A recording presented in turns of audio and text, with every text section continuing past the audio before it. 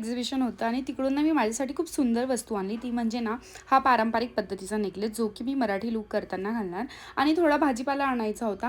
आता हे तर घरी नाही आहे, म्हणून मलाच जाऊन सर्व आणावं लागतं आहे. आणि घरी आल्यावर वृंदाला तर कुठे पण जाऊन खेळायचं आहे. ती खेळत होती. तोवर हा सर्व मेकअपचा पसारा मी आवरून घेतला. आता इथून जायचंच आहे, म्हणून मी माझ्या सर्व गोष्टी हळूहळू आवरून घेते.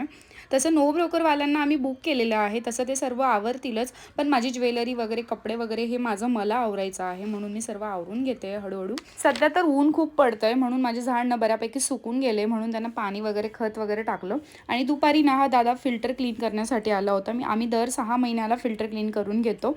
आणि आज ना मला हेअर कलर करायचा होता, म्हणून ना मी हा पॅराडाईजचा हेअर कलर करत आहे. अजिबात स्पॉन्सर व्हिडिओ नाही आहे, मी हॉनेस्ट तुम्हाला रिव्ह्यू देणार आहे. सो मी अगोदर मस्त केस वगैरे वॉश करून विंचरून घेतले आणि ह्या कलरसोबत या सगळ्या गोष्टी भेटतात. आणि मस्त हेअर कलर करून घेतला आणि 1 तासानंतर मी केसांना वॉश करून घेतलं. आणि उद्याच्या ब्लॉगमध्ये मी तुम्हाला दाखवेल की माझे हेअर नेमके कसे दिसतात आणि मी कुठला कलर केलेला आहे, कारण आज केस ओले असल्यामुळे तुम्हाला प्रॉपर दिसणार नाही, म्हणून तुम्ही उद्याचा ब्लॉग नक्की बघा. आणि हो, फॉलो नसेल केलं तर नक्की फॉलो करून घ्या. Thank you, bye.